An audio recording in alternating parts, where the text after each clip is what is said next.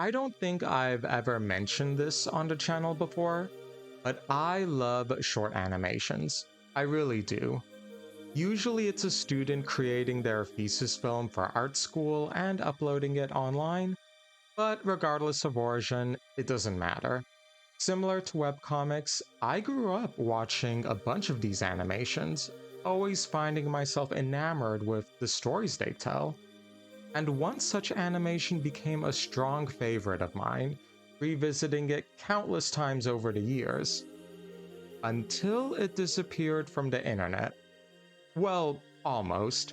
I do actually have a link to it in the description below, but I'm getting ahead of myself, so let's start from the beginning, which in this case is 2013. At the time, Kristin Kemper was attending the School of Visual Arts in New York City and released her thesis film, High Tide, on Vimeo that same year. Running at an even 4 minutes, High Tide tells the story of a girl with her classmates on some beach. Wandering away from the group to look for some shells, she discovers a merboy stacking pebbles. They both startle each other, and the girl falls into some shallow water. While the merboy is scared, the girl takes an interest and shows him a page from her textbook. The girl sees that the merboy is stuck in this rocky barrier, separating him from the ocean, so she informs him that high tide will happen at 1:17 p.m., which should raise the sea level enough for him to leave. After understanding this, the merboy takes a geography textbook from her and is honestly fascinated by the different locations across the world. The girl finds this amusing, but she and the merboy soon get spooked at the sight of the headmistress, who we saw earlier near the start. Grabbing the girl's arm, she then gestures for the merboy to hop on, with the two carrying him to the ocean. And it's here where we see a change of heart in the merboy, longingly looking back at the girl's textbooks before telling her and the headmistress to wait. All it took was a knowing glance for the headmistress to fully understand what the merboy wanted, smiling at him in response. With that, we cut to their school, the merboy now in uniform with a bunch of books in hand, while the girl steers his wheelchair.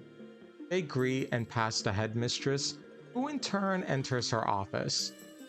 And it's this final scene where we get our twist.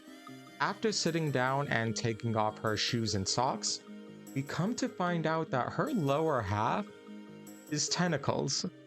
Just like the merboy, she's also aquatic in nature, this time being part octopus. But regardless, she happily reads her book, and we cut to credits. As I said before, High Tide is one of my favorite short animations out there. Nostalgia definitely plays a role here since I remember discovering it not too long after release, but even if I put that aside, it's such a comfort watch for me. The plot, while simple with no spoken dialogue, is engaging, supported by striking character designs and a generally chill atmosphere.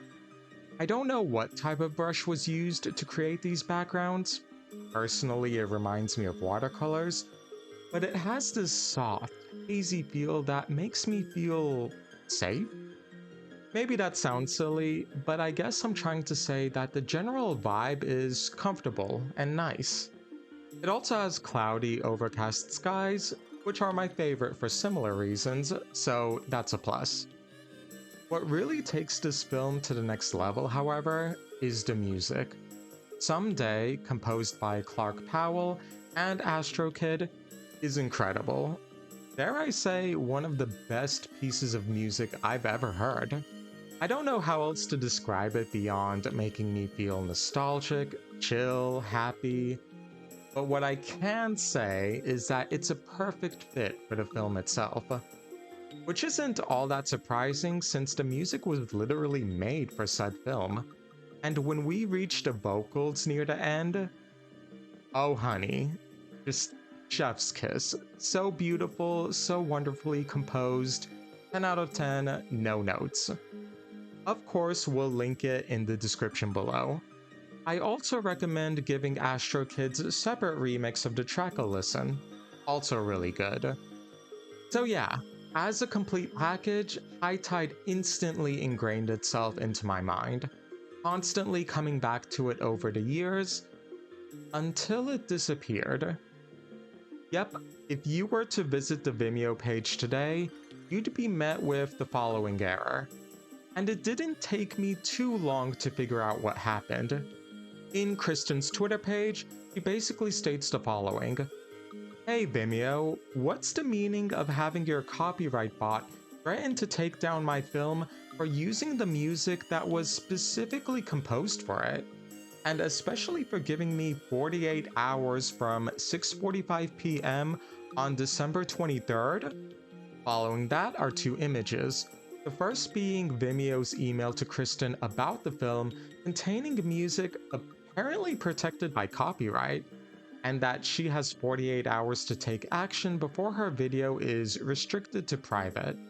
The second image shows the Bandcamp page for Somebody, which very clearly was made for High Tide. There's also something interesting here that I noticed. Up until this point, we've only been calling the track Somebody. So, tell me why Vimeo refers to the copyrighted track as Together? We'll come back to that. Continuing on to Kristin's second tweet, she states, "I'm assuming you're not making a human employee monitor your social media today or tomorrow. And yet I'm supposed to take time away from my family and go and hassle my composer to take time away from their family to get our papers in order to appease your bot?" Yeah, Kristin was pissed, and understandably so. Her film had completely original content, so having some bot flag it for copyright 2 days before Christmas is nasty work.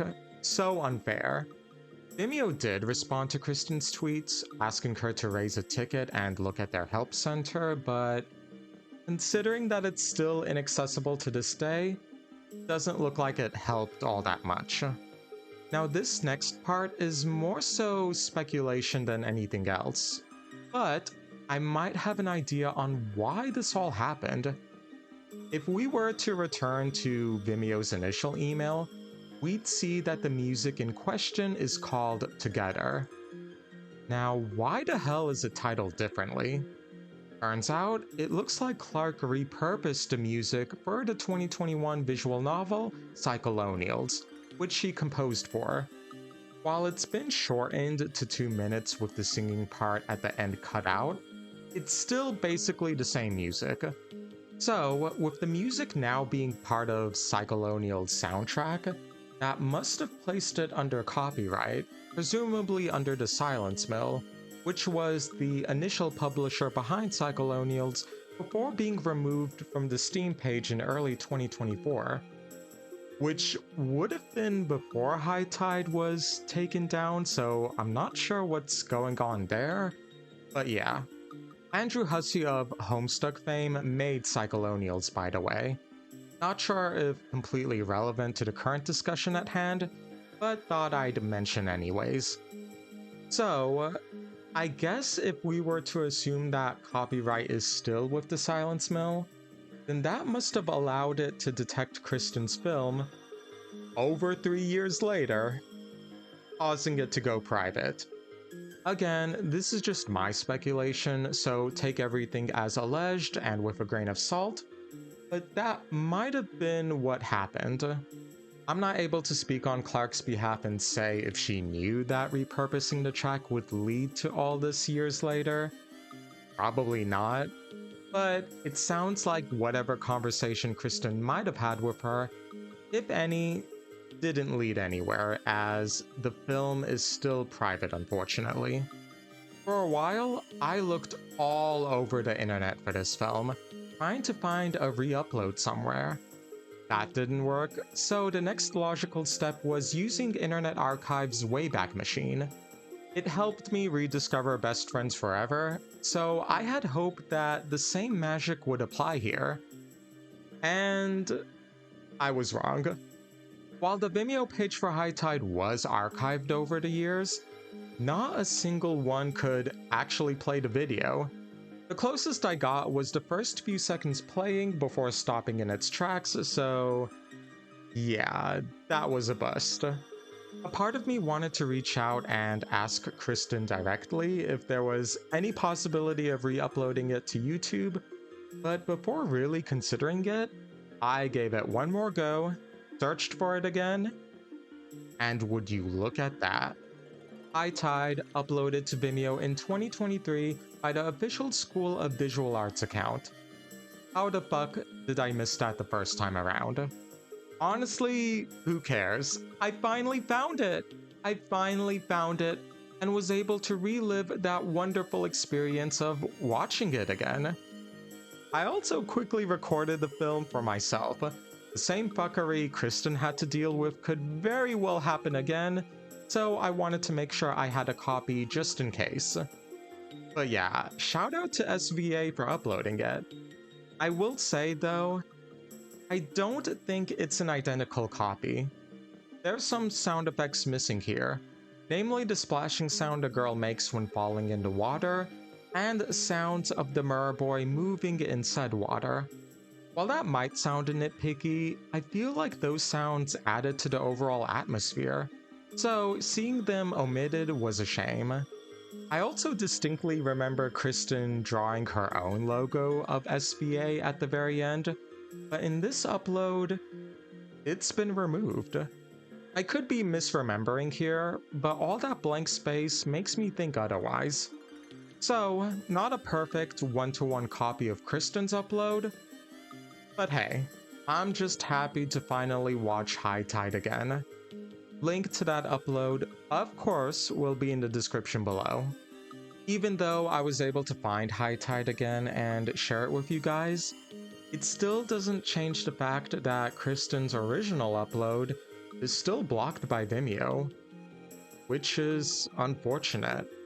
While we might have the reason behind why it was blocked, it's still bullshit. Again, completely original music that was composed specifically for this film, predating its use in Cyclonials by about 8 years.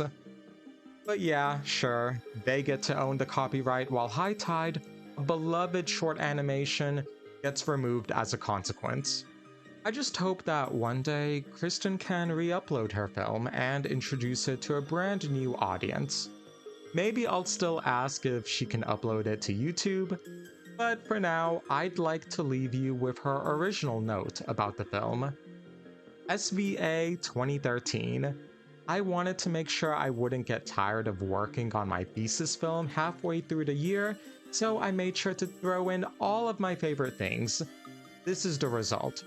My ode to merpeople, school children with magical secrets, the color aqua, and of course, hermit crabs. I hope you like it too. And with that, I think we're done here. Apologies for the form-of gap between this video and my last one. These last few months have been kind of rough for me, so I wanted to make sure I took all the time needed to focus on my own life before coming back with a new video. I appreciate all your patience, hope you enjoyed the video, and I will see you in the next one.